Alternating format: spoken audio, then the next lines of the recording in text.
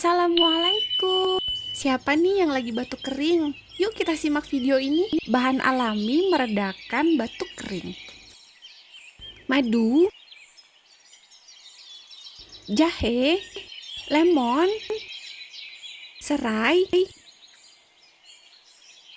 Geprek jahe dan serai kemudian iris tipis-tipis.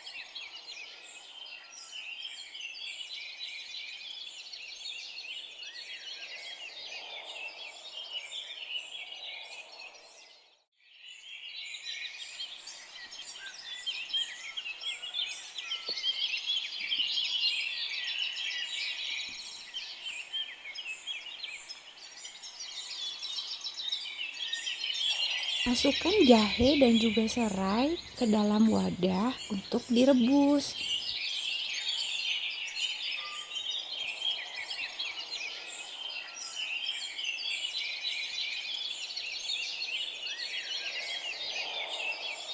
Setelah mendidih, tuang ke dalam gelas, kemudian tunggu beberapa saat untuk ditambahkan perasan lemon dan juga 2 sendok madu.